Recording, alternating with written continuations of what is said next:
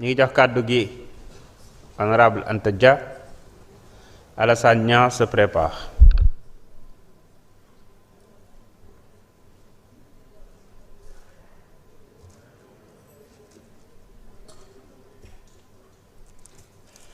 Salam alaikum.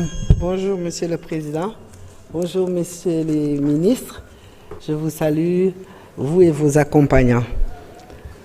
Damay commencer d'abord par saluer suñu président bi nekk ci ginnaaw parce que dañu naan nit bu defee loo xamante ne lu gore la yow boo ko waree seede da nga ko koy seedeel ci kanamu ay nit ki nekk ci ginnaaw bi ñu toogee ba dégg de problème am na ci diggante président Ousmane Sonko ak tey le président Diomaye man dama dem ba ci bureau ma nuyu ko ma ne ko président dama ñëw tey pour seet si la parce que ñaari casquette nga am da nga am casquette président assemblée nationale nga am tamit casquette militant de parti comme man ma ne ko ñun dañu jaaxle yow nag en tant que président de l'assemblée nationale yow yaa leen gën a jege ndaxte yow yaay deuxième personnalité de l'État doo ñu dimbali ñaari frères yi ñu bañ a am problème parce que ñun li ñuy dégg neexuñu xam ngeen lan la ma tontu mu ne ma honorable Anta Dia mu ne ma Diomaye c'est un ami mu ne ma le président Ousmane Sonko c'est mon leader politique et c'est le chef de parti c'est mon chef de parti moo tax bi mu defee li mu def jaaxaluma dama ko bind message rek ne ko def nga li ma waxoon ci sa bureau loolu nga def tey ma gis donc je le remercie pour ça. Quant à vous, Monsieur le ministre, je vous salue encore une fois. Je vous dis que nous sommes ensemble. On vous a écouté. Le budget, c'est quelque chose de fondamental pour le développement d'un pays. C'est très difficile, mais nous sommes amenés, nous et vous, à travailler ensemble pour que ce budget-là puisse servir aux Sénégalais.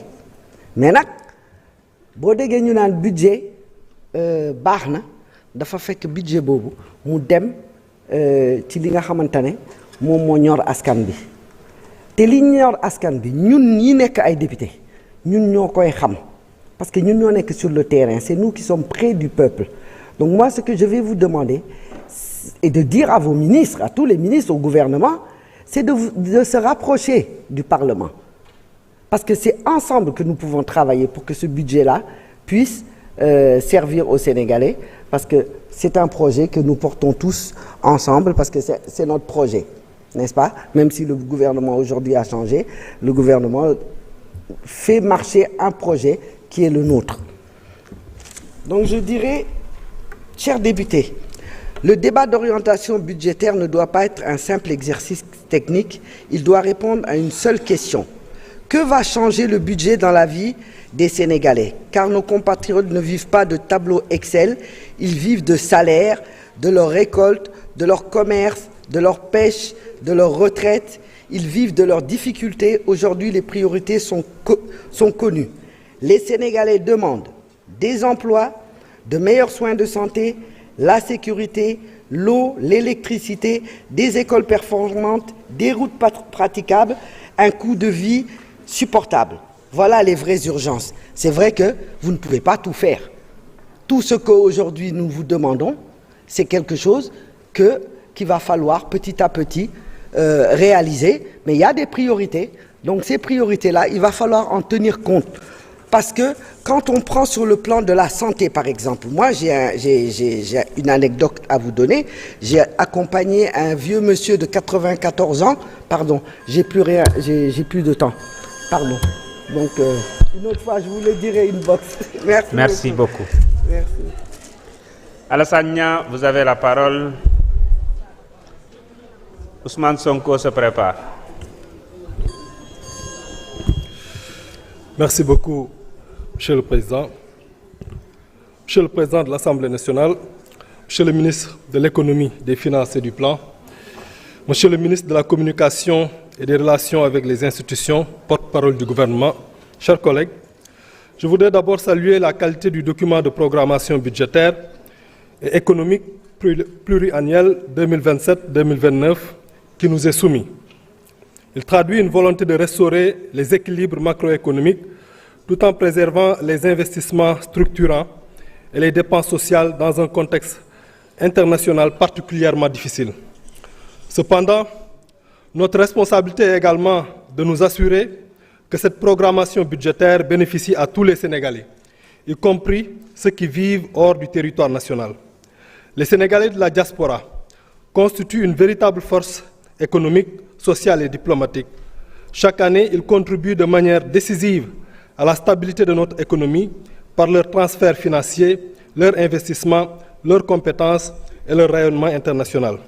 Pourtant, force est de constater que les politiques publiques consacrées à la diaspora restent encore insuffisamment visibles dans les orientations budgétaires. Je souhaite ainsi formuler plusieurs recommandations. Premièrement, Monsieur le ministre, il est nécessaire de renforcer les crédits destinés à la protection et à l'assistance consulaire de nos compatriotes vivant dans les pays de l'Afrique de l'Ouest particulièrement. Beaucoup sont confrontés à des difficultés administratives, juridiques ou sécuritaires qui nécessitent une présence plus forte de l'État. Nous devons également mettre en place de véritables mécanismes d'incitation à l'investissement productif de la diaspora dans les secteurs prioritaires identifiés par le gouvernement: l'agriculture, l'industrie, le numérique, l'énergie, le tourisme et les PME. Encore une énième fois, Monsieur le ministre, les écoles sénégalaises établies en Gambie, en Guinée-Bissau et en Arabie Saoudite jouent un rôle essentiel dans la scolarisation des enfants de nos compatriotes de l'extérieur. Elles connaissent cependant de réels problèmes de gouvernance qui affectent leur fonctionnement. Je demande qu'une réforme de leur gouvernance soit engagée et que les ressources budgétaires suffisantes leur soient consacrées afin de garantir un enseignement de qualité. Les bureaux d'accueil, d'orientation et de suivi, BAOS, constituent un instrument stratégique de la politique migratoire du Sénégal. Face aux défis de la migration irrégulière et de la réinsertion des migrants de retour, il est indispensable, Monsieur le ministre, de renforcer leurs moyens humains, financiers, logistiques et techniques. Des BAOS plus performants permettent d'assurer un meilleur accompagnement des migrants de retour, de mieux orienter les jeunes candidats à l'immigration et de faire de la migration un véritable levier de développement économique et social. Enfin, je souhaite que la diaspora soit davantage associée à la mise en œuvre de la stratégie nationale de développement, notamment à travers le transfert de compétences, l'innovation et la recherche scientifique et la diplomatie économique. La souveraineté, Monsieur le ministre, ne se limite pas au territoire national.